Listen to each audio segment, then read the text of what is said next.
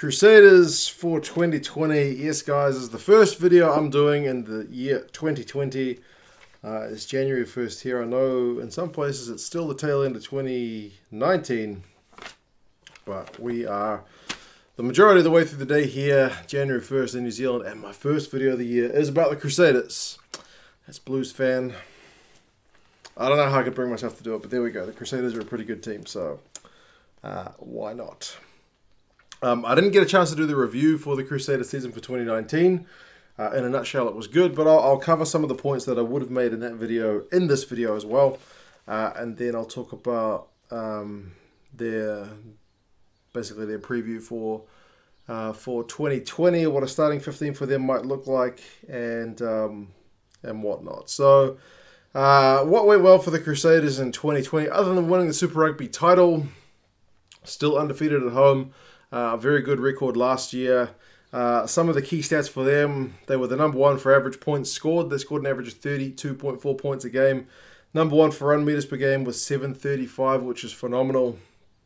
#1 in tries, 4.6 per game. The next best was 3.9, so quite a difference between 1 and 2. Other areas they excelled: second for line breaks, third for tackle busts, third for offloads, fourth for ruck and maul penalties forced. So just generally across the park, the Crusaders 2019 team were pretty phenomenal. There were some things that they weren't the top at, like for getting over the advantage line. They were 9th, so kind of mid-table.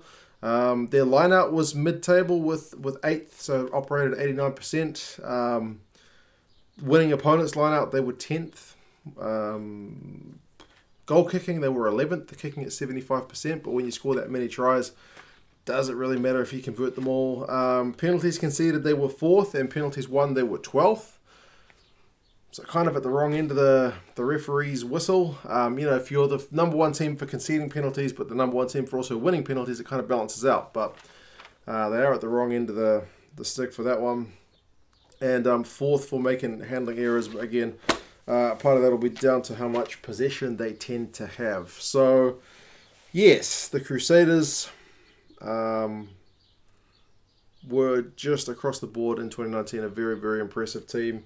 They led a lot of the key stats, and just the points scored one summarizes everything else. It doesn't matter if you're not kicking all the goals or conceding that many penalties. If you're scoring that many points, then yeah, you're going to win most of your games. How is their schedule looking for 2020? I think it's not too bad. They start at home to the Waratahs.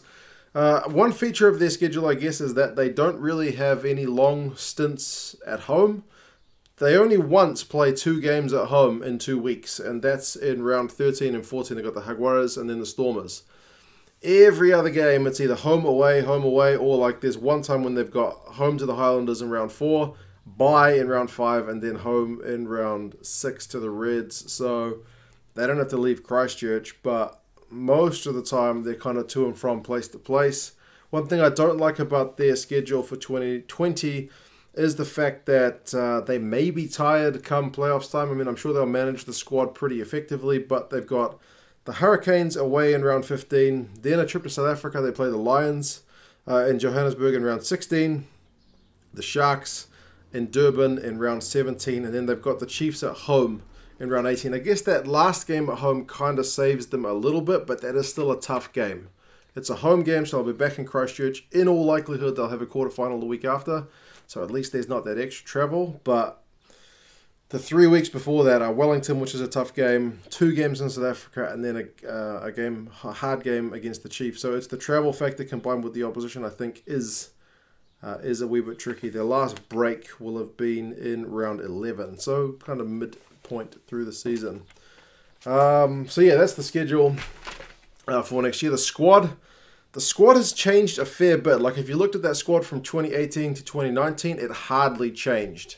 All the key guys were still there, but that is not true this time. It's after a World Cup year, so kind of no surprise. A lot of guys are gone. Owen Franks has left. Ben Fennell, Sam Whitelock, Jordan Taufua, Kieran Reid, Matt Todd, Mitchell Hunt, Tim Bateman, Ryan Crotty.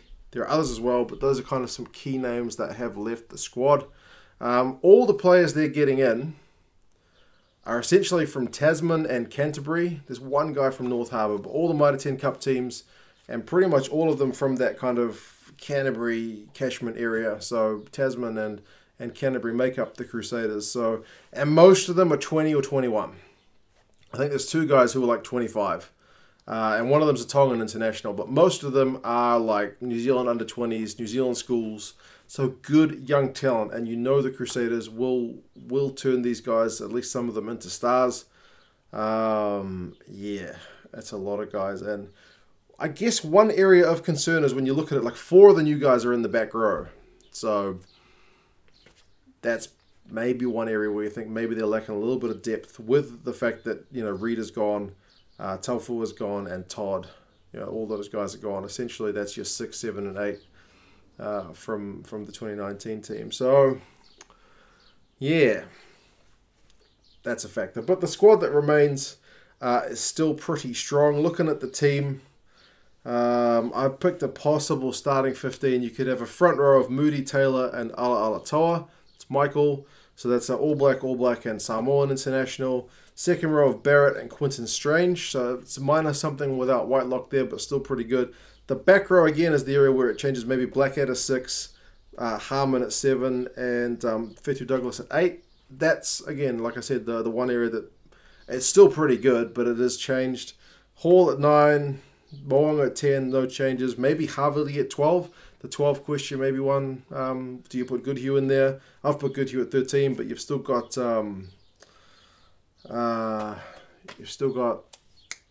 what's the guy who plays? I mean, Bridge can play in the midfield as well, but the other guy, his name will come to me. He plays in the outside back stand in the midfield. He's Braden Enoa. He's class as well. He can play this. I'll put Havili 12, Goodhue 13, but like I said, you can mix that up. Bridge left wing, Reese right wing, Will Jordan fullback. That still leaves you Makaleo, Romano, Drummond, Mataele et al. On the bench. So the squad is not lacking for depth, but it is changed from 2019 pretty significantly. If you're looking at some of those key performers from last year, try scorers in terms of average per game, Reese and Jordan were your guys. They averaged almost, I think Reese was just above 1 a game, Jordan was just below 1 a game.